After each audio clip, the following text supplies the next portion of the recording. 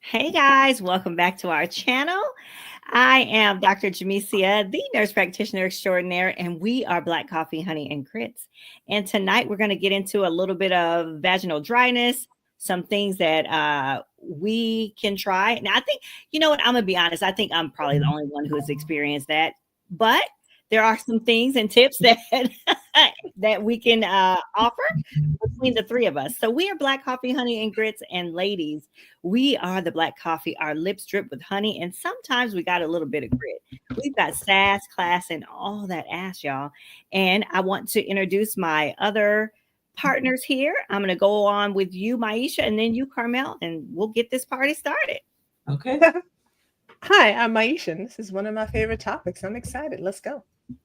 Hey, I'm Carmel. I'm your health and wellness, fitness and nutrition, whole food, plant-based vegan coach. And I'm here to encourage everybody to add more plants to your plate. So let's talk about this vaginal dryness. Yeah, let's talk about it. But first, hey, how was y'all's weekend? What's going on? How was your weekend, Carmel? My weekend was good. My weekend was full. It was beautiful weather out this weekend. It So I got was. a chance to run with my running group and just enjoy the weather in that aspect. And I ran some errands, got myself together a little bit with regards to business. And I mean, it was nothing crazy. I didn't do anything, but I did stuff. It was just a full weekend as far as that's concerned. That's good. Good for you. What about you, Maisha? Oh, it was good. I hung out with my dad, and it's always nice. He's going to try to come and visit like once a month or so. So I hung out with him. I went to the mosque. Hadn't been there in a while to like listen for like the service. I mean, like decades, I think. So that was cool. Got introduced to a lot of people who everybody knows my dad. Mm-hmm. And some people knew me, but most of them didn't. They were new. So that was cool. And got to meet up with someone that I used to see, and his new girlfriend. Got to meet her. So I think on Wednesday we'll talk about something about that. But it was fun. He met my dad. It was cool. Oh wow. Okay. I can't wait till Wednesday. I I'm sure it's gonna be interesting, but I had an okay weekend. I didn't do a whole lot, just went to church yesterday, did some cleaning around the house. Really nothing, just really quiet. Didn't do a whole lot. Well, wait a minute. Did I do that this? Yeah, I went to the casino this weekend. That's right. You said you were Right. going. Yep. I went to the casino. That was fun. I won like $23. Nothing major. I just hit it and quit it. But yeah, that was fun. Chill, just a chill weekend. So I was due for one of those. So it was good. That's nice. Mhm. And you like that. You like gambling. So that's nice. I do. But all right, y'all, let's just get to the topic. Look, I y'all know I talk about vaginal dryness, and I think it's really, really important for us to talk about it as real women, having just a real conversation about it. Vaginal dryness is very important, and we don't talk about it as women. So I talk about it here on my channel. So we're going to talk about it as a group tonight. We've done some talks on Clubhouse. We've done several talks about vaginal dryness. We've done some talks about menopause, but and it's important for all ages, but over 50, I believe it's a little bit more important because there's more challenges. There's the comfort of being intimate with your partner. There's the hormonal changes. There's the getting hot, the sweatiness, just the discomfort that you can feel being over 50 and having issues with your hormones and vaginal dryness and whatnot. And the things that are important to talk about are not, I mean, there's a lot of things important to talk about. And we're going to try to talk about a couple here. But from my standpoint, I wanted to talk about the hormones that are happening. I wanted to talk about what happens when your hormones drop as far as your estrogen, um, increase in infections that happen, decrease in your libido, not really wanting to be sexually active or with your partner. Your pelvic floor kind of changes. It just gets a little bit more laxed. Your vaginal cavity gets smaller and it atrophies. It gets more narrow, which makes it a little bit more painful when you're having sex. So we wanted to talk about that a little bit tonight. I gave you a lot of information quick, but those are some of the points that I did want to touch on tonight, because those are the things that have come up in conversations with my patients, as well as some of the people that I talk to here online. So I'm going to just give like maybe a couple tips. We can circle back to me because I don't want to be the only one talking. But as far as your hormones, we're not going to get into that a whole lot until later on in the conversation. But I'll say, as far as painful sex and due to dryness, oftentimes we believe as women that this is normal, which it is normal. However, we can do something about it. And some of the things that I want to tell you to do about it can also help with infection and the itchiness and the dryness. So the number 2 things that you can take into your own hands is lubrication and moisturizers, vaginal lubrications and moisturizers. And when I say vaginal lubrication, that is something that you want to use before you have sexual contact with your partner. And that looks like KY jelly, silicone lubricants, water-based lubricants, stuff like that, right? And then there's moisturizers, which is really what we need. We need moisture, right? So we want to take in something that's going to cause us to be more moist down below, moist everywhere anyway, softer, more pliable. And that would be your things like Replens. There's something out there called Yes. There's other stuff out there that are natural. I'll let Carmel talk about those things. But those are some of the over-the-counter things. There's another one, I believe it's Luvin, that's also used out there. These are moisturizers. Okay, ladies. So these are very helpful. These are the things that you can use to help combat vaginal dryness and to keep the bacteria at a minimum. And then, of course, probiotics. That's something you can eat or take over the counter. But I'm going to pass it on over to one of my ladies to talk about some of their tips and tricks to combat vaginal dryness. And I think I'm going to start with you, Maisha. I'm going to let you take it from here. So, yeah, I have not experienced vaginal dryness. Not to say I haven't experienced other symptoms of menopause. This just one isn't it.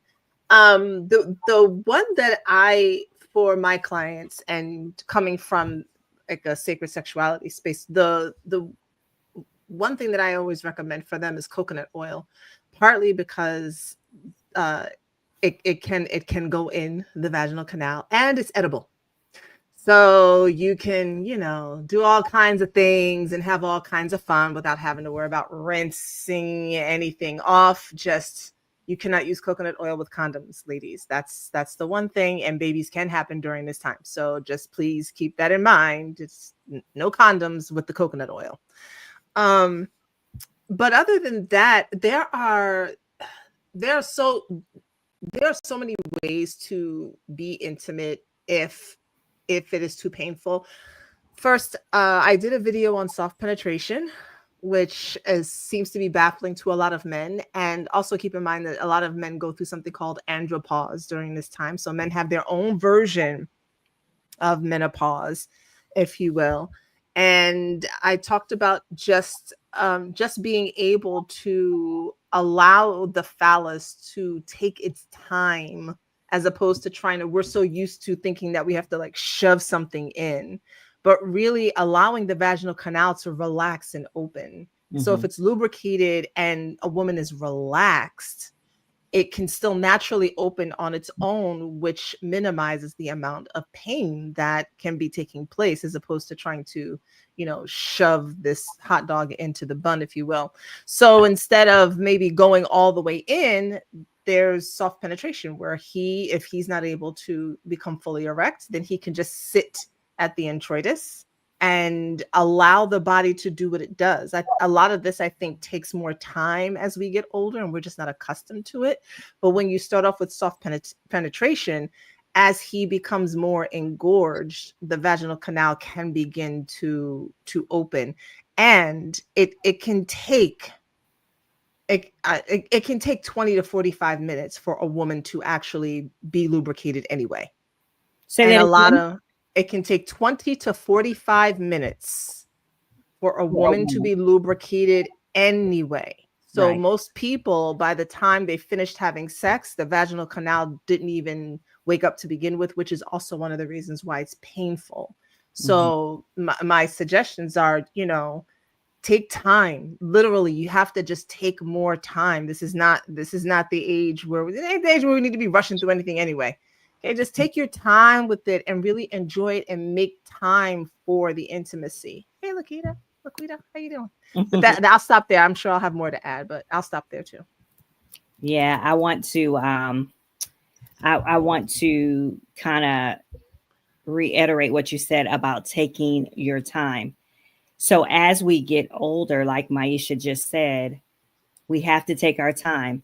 And sometimes the reason why we're not taking our time with our partners is because we're not communicating and we're not letting our partners know what's happening with us and that we need more time and that we need more um, warm up time, more foreplay. We need more. We're we're a little bit older car. We need to warm up, so we need to get ourselves ready. And women need that.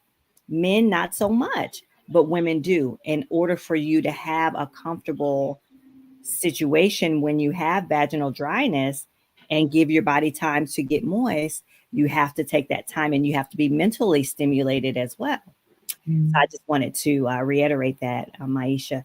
What about you? Are there any things that you can give the ladies, Carmel, some tips on things to eat that will help us to be more hydrated down below, more pliable, more slippery, more lubricated? I'm gonna go always like with the natural leafy greens and fresh vegetables. But I'm not 100%, sure. I wish I did a little bit more research before coming on here. I'm sure I would have had a lot more. Mm-hmm. Um, the coconut oil, I think I've learned that from Maisha, like for as long as I've known Maisha. And so that would be my go-to. Now, like Maisha, like I haven't experienced any of that yet, but Hey, the don't say yet. Don't invite that in. Don't invite it. Don't invite it. but okay. So Every woman doesn't experience it. Nope. well, I'm glad you said that because I thought maybe it's something that every woman will Nope. experience. Just okay, because I'm like, oh gosh darn, TV lied to me because they're showing older women like, oh, I'm hot for you now, and then it happens, and I'm like, well, nobody else is experiencing anything, so I thought it was something that. All right, so don't invite that in. I refuse. I rebuke you, Dryness. So but when I was last time I went to the GYN, which was maybe about maybe 9, 10 months ago, and she said something about giving me some kind of a cream, um, and she alluded to like a hormonal thing. And I didn't really pay attention. I kind of knocked it off to the side. I'm like, menopause symptoms are going to pass me by because I'm whole food plant based and I exercise, right? Because I think that's just the panacea and that's just going to fix everything.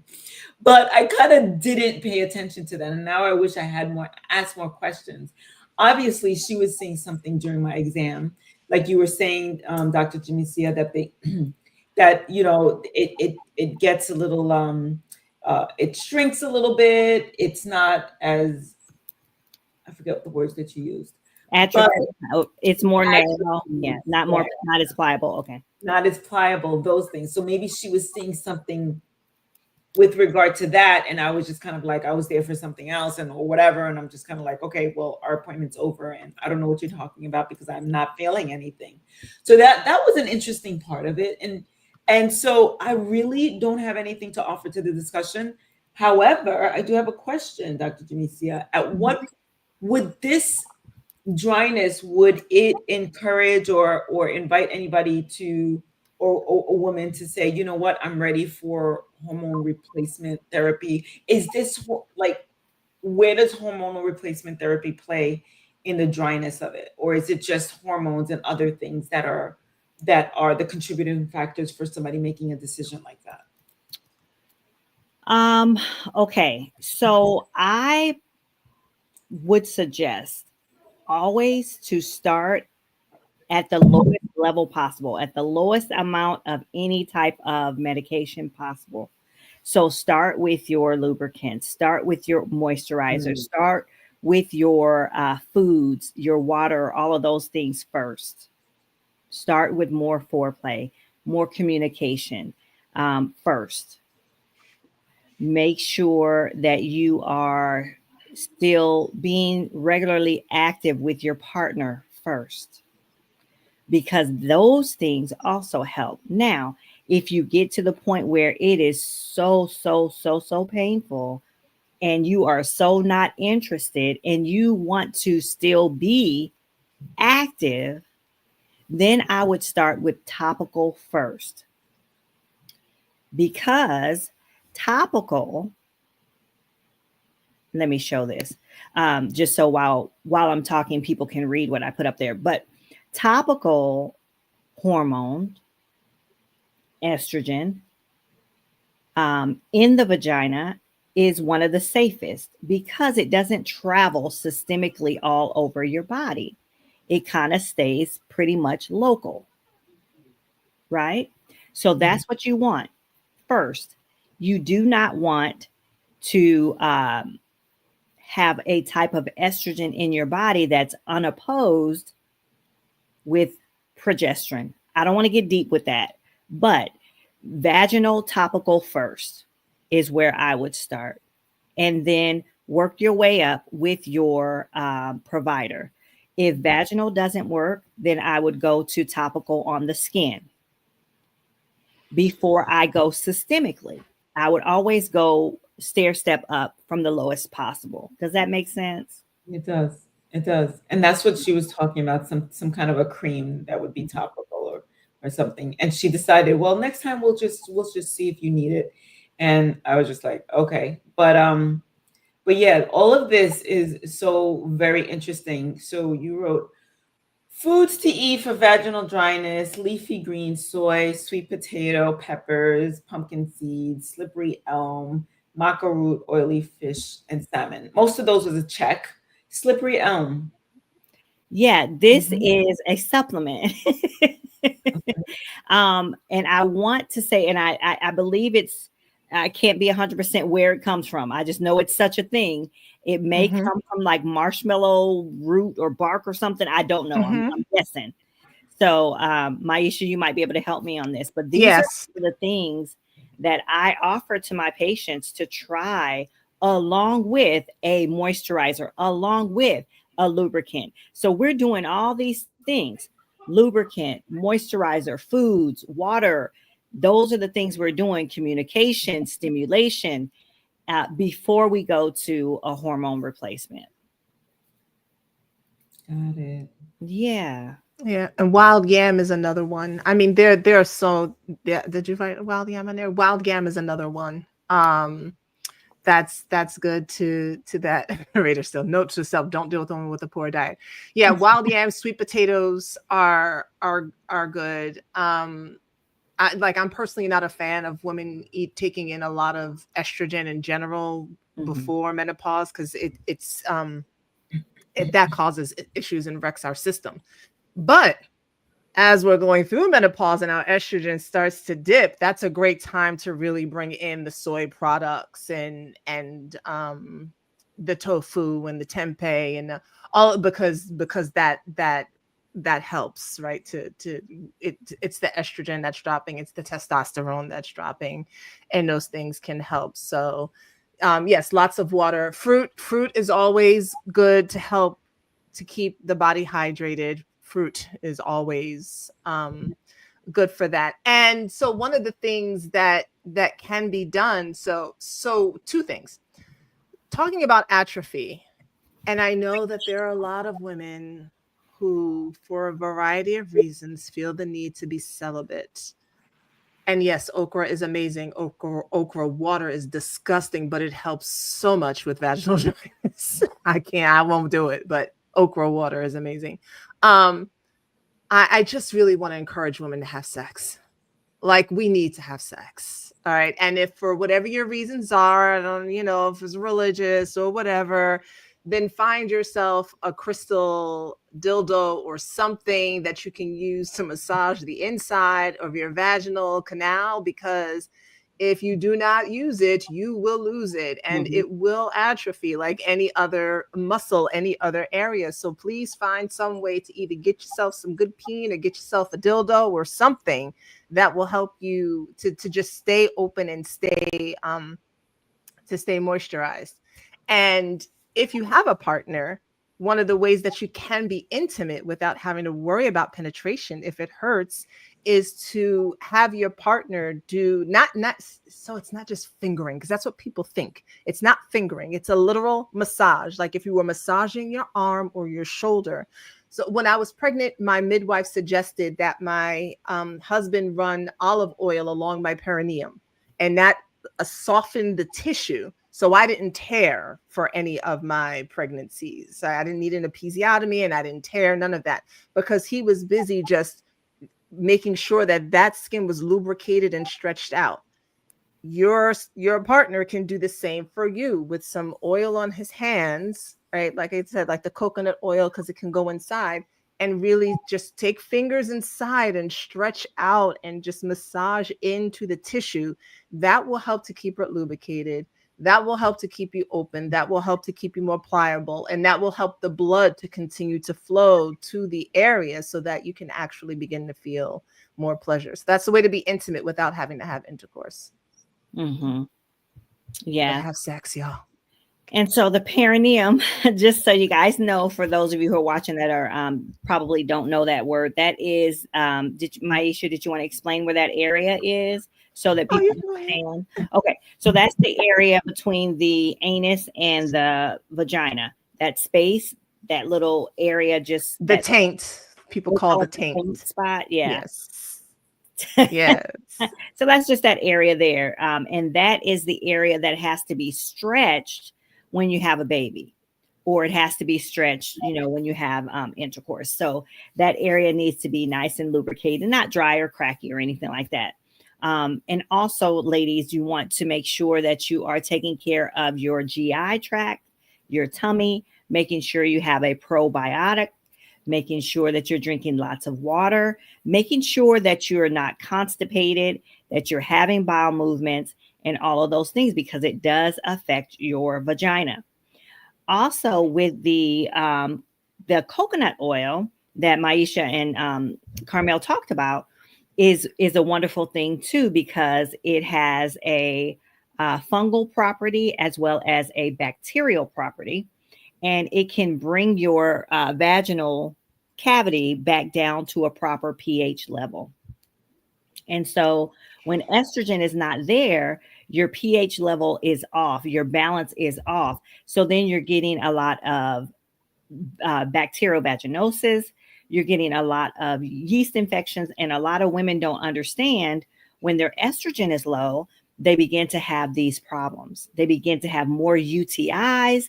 That's part of your pelvic floor problem, because you're not doing Kegel exercises, and you're also doing a lot of exercise that causes your pelvic floor to get weak. So that is why when you're in your 50s, it's better to do Pilates, yoga, low impact exercise for your vagina, for your vaginal health. Okay. So I want to throw that in there also. Okay. I'm gonna say something that I know some of the women who are trying hard to get their snapback may not like to hear. To Laquita's point about the pelvic floor, too much abdominal work actually disrupts our pelvic floor. It causes the muscles of the pelvic floor to get too tight, which can actually add to pain in the vaginal canal. I know that sounds crazy because you think it's not connected, but the ligaments and everything are connected. So we need to have some slack in the abdominal area. Work out, okay? Have a strong core, but that's not the same thing as Like I know some, especially when we get older, like we're like, no, I'm gonna get that body back in my 20s. But just leave some room for your ligaments to be relaxed, so it's not pulling your pelvis and your vaginal canal out of whack, which will also end up causing you pain later on. I'm actually, one of the things that I'd like to do is to see a pelvic floor therapist, because I'm noticing some shifts just in the way. And it's beyond posture, right? Because I took ballet, I know how to stand up straight. But there's something, after having 4 children and now being older, and and my hips are now, they're like tight. Like literally, I woke up one morning and like my joints were like, we're just not going to do what we used to do anymore. And so all of that affects the pelvic floor girdle, and I really want to, and that affects our bladder as we get older too, right? So it's important to do proper pelvic floor exercises, which Kegels, yes, and don't do them every single day, just like you wouldn't work out your bicep every single day, because that can also cause issues with incontinence. Yeah. Good point. Very good point. Also, ladies, if you've noticed that as you're getting older, you're having a lot of incontinence, stress incontinence, a little bit of pee is coming out, you're urinating just a little bit. And when you laugh or whatever, that also has to do with your estrogen levels. Okay. So just, don't be alarmed. Just, begin to learn how to manage that, which means when you got to use the bathroom, go use the bathroom. Empty your bladder often. Don't overdo it by stretching, because it's a muscle too. Your bladder is a muscle too. And if you stretch, it's just going to stay like that when it needs to snap back. So just be careful. Again, as we get older, some of these things don't snap back the way that we like them to. And our vagina and our bladder, they sit up against each other. So when it gets irritated, the vagina, the bladder gets irritated too. So make sure before intercourse, that you are emptying your bladder completely, and right after sex, even though I know you want to bask in all the beauty and all of all of that, but make sure you're emptying your bladder. Okay. And another thing you can do as well, you can put some lubricant in your vagina after sex, because water-based lubricant helps your vagina to get back to that pH level. Because if you're married and you have some semen left in your vagina, that semen, the pH level is like 9. Our vaginas don't like 9. We like 4.5 to about 5.5. So it's really important that you bring that down. So you can combat that some with adding some water-based lubricant back in. So that's a little tip. So only if I'm married, I have the semen? I know, I caught that too. I was like, not only. I'm sorry. I'm just older. Like my brain is like that. Don't do me like that. Okay, not only if you're married, but if you have a long time partner, or if you have a partner, and girl, whatever you doing. Whatever you doing. If you have a one night stand.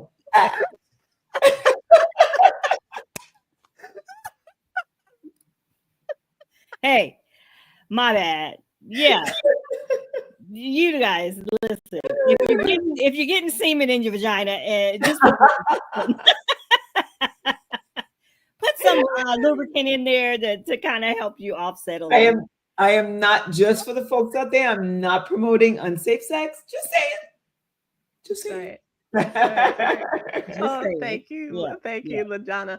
Like I just, well, as you all were talking about semen, and I was thinking about flushing it out, because going to the bathroom, even though it's 2 separate holes, ladies, the urethra and the vaginal canal, 2 separate holes. Okay, there are women our age who still don't know that, because we're not taught our bodies.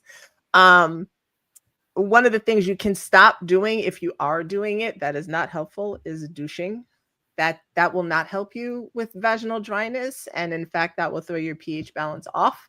Sticking chemicals to that extent up inside of you is, believe me, however you think you smell after soap and water is how you're supposed to smell. And whatever you think you smell smells very different to a man. I just need y'all to know that they're not expecting flowery scent. Their noses are set to smell a certain type of musk from us. So please stop the douching, especially if you are going through menopause.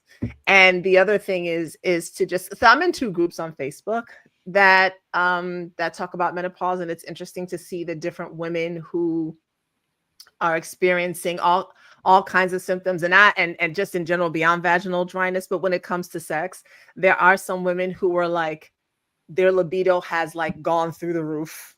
Mm-hmm. Like they cannot get enough. There are women who they absolutely just, their desire has plummeted. And I have tried to give some tips in there. But the one thing that I would personally love for women to know is that this is just a process. I'm thrilled that there's so much conversation happening around it, but it's a process, and it's a process that women have been going through since women were created. And if we know our bodies and we know what to do, and we all those things that Dr. Jemecia wrote, if we incorporate those things into our lives, if we eat healthier, if we move our bodies, if we have less stress, the things that we're experiencing, I know the medical field, I don't like to call them symptoms, because symptoms to me is what happens when you're sick.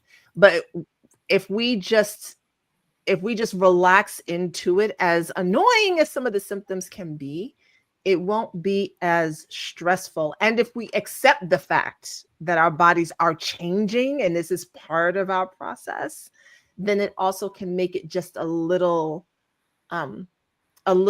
smoother for us. Because I don't experience some things that are not comfortable.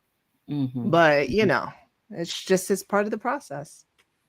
Yeah. And by no means am I saying, for those of you listening about this conversation, that doesn't mean you're going to deal with vaginal dryness. Most of you that will watch this on the replay are probably dealing with it, but doesn't mean that you will.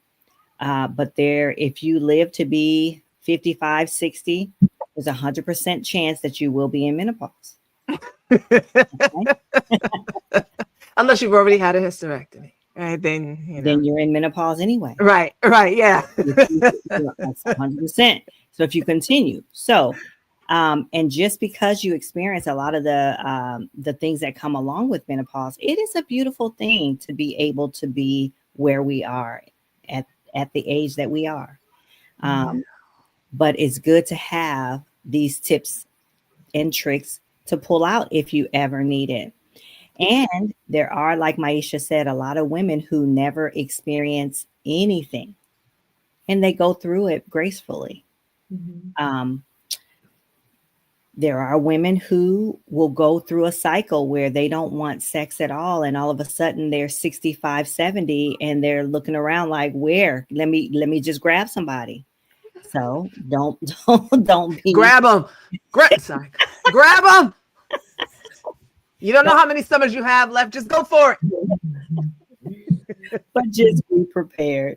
So anyway, like I said, this is vaginal health is just as important as any other health topic that we talk about here, Black Coffee, Honey, and Grits. Again, we're real women having real conversations. So we wanted to bring this tonight. I think this may be right where we kind of just wind it down just a little bit, y'all. Yeah, what do you guys I have a question for you. For me, yeah. Yeah, because I know what I've experienced, but so when you talk to women about these things, what's their comfortability factor? Because you just said, for instance, vaginal health is just as important. Do you find that they're like that it's a whole, like it's almost like it's part of me, but it's a whole separate something else? Yeah, I find that it is a whole separate something else. And when I'm talking to women about vaginal dryness, it's not because they approach me normally. It's because I bring it up. Or it's because somebody saw one of my videos and they pulled me to the side in a corner and they talk real quiet and they want to talk to me about it. They want to tell me about everything they've been experiencing because they see me on these videos just talking to y'all like it's normal, and they find that intriguing, and then they confess to me like, hey, I've been like miserable having sex with my husband. And I love him to death. Yeah. But I got to figure this thing out. It's like it's like sandpaper. It's like somebody is stabbing me 100 million times in my vagina. Yeah. And that's uncomfortable. And they Yeah. feel horrible because they want to be intimate. Yeah. Yeah, it's interesting how you use the word confess, right? Like there's something wrong with them. Mm-hmm. And that's the sad part. And I was just like, oh, like TV lied to me. They told me that every woman is ready for it at any given time of the day. Like I feel like we've done ourselves a disservice by watching and listening and paying attention to that, and also not having that conversation. And it's so difficult for people to have that conversation. Maisha has said so many times before that certain women don't even know what it looks like, and they are grown with children and they don't even know what their vagina looks like. Me, I have a mirror. I'm always checking stuff out. Like, what you doing today? Mm-hmm. And to have that relationship with your body, like, you know what your scalp is doing, you know what, your your pedicure. So like, Right. it's such a beautiful, it's what makes us a woman. This Yeah. is where we birth. This is where we experience pleasure. I mean, for us not to practice that same level of care, Mm-hmm. it's it's sad. It's sad that us, like, women have been taught to be ashamed of that area of their bodies. Yeah. I had a recent conversation. One conversation I had, and I think I shared it with you guys because I did I spoke at Hampton University. I did a talk on breast cancer, knowing the signs. And I had a lady come up to me. She was about 75 or so.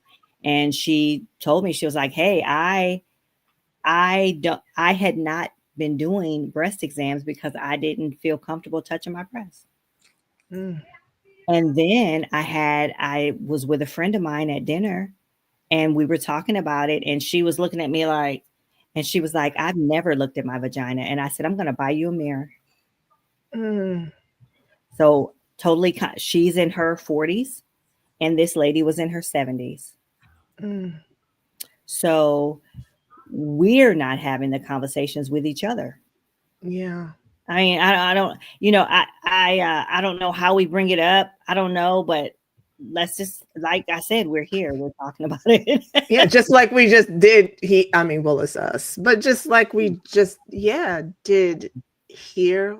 I'm glad I asked, because it still fascinates me that we'll pay more attention to Carmel's point. Don't mess with my scalp, because that's my hair, Yeah. right? And I'm gonna pay more attention to that and my pedicure and my nails. Mm-hmm. But down there, or that part, or that place, or whatever, that's like And that's another thing, the euphemisms. yeah. Yeah, it's like, Yeah. no, we don't talk about Right. any of that.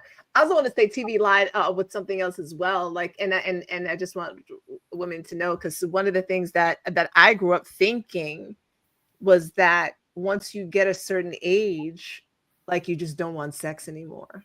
Mm-mm. Like, for some reason, like as though it just shrivels up, dries up. Like, we put on some moo and sit in the rocking chair, and like, that's it. We're done now, right? And now I think that's why for the rest of our lives. Right. And I think that's why Blanche on the Golden Girls was my favorite character, and Samantha from Sex and the City. But I think that's why Blanche was my favorite character, because Blanche was just like, oh no, I am dating. There's a man in my bedroom. And that's when I was like, oh, as a child, I was like, oh, wow.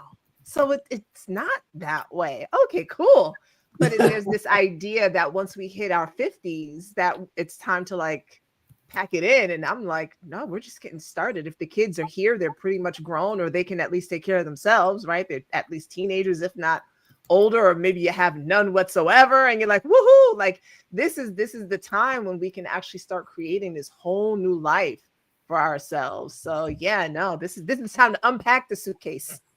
Yeah. Thank you, Raider Steeler fan. Thank you, Raider. Wait, he said, did you? He said pound town. But in a delicious way, like Pound Cake Town. with whipped cream. Okay. So good. Oh, wow. All right. Thank you for answering that. I was just wondering. I'm typing something. For you all. Well, ladies, if you have any questions about this, we all come from different areas when it comes to this. Dr. Jemecia is obviously she's a nurse practitioner, and so especially when it comes to the hormonal piece, really understanding that. Carmel is health and fitness, and even though she said she didn't do a lot of research, I bet you now she's gonna be like, and because outside, as we get older, outside of wanting to lose weight or be healthy or not have diabetes, high blood sugar does affect your vagina too. I'm just saying. So that messes with your libido. Illness messes with your libido. So you can see her for that. And then I come from the sacred sexuality point of view and just the energetics of it and actual techniques and ways to be intimate without maybe having to have penetration, or ways to really take it slow so that it doesn't hurt. So, there's a plethora of information here between us. You can hit us all up and get some info. Best orgasms in healing came in the 50s. Yes.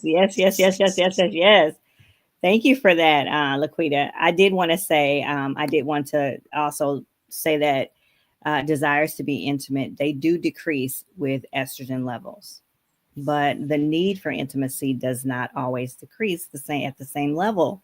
So we have to work at our knowledge, at being better partners, or continuing intimacy, or taking care of our health as women. We just have to work at that.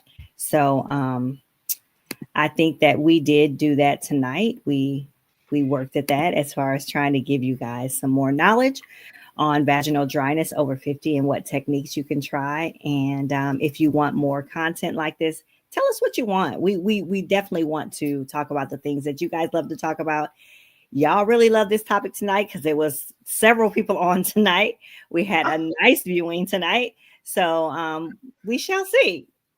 So that's all I got, y'all. Y'all got anything else? Maybe we'll talk about the men. Oh, and what they can do to help their soldier. Okay. As they get older. That should be lively as well. All right, y'all. We'll see you guys back here on Wednesday. Black Coffee, Honey, and Grits. Thanks for hanging in there with us tonight, y'all. We'll see you on Wednesday. Bye, guys. Bye.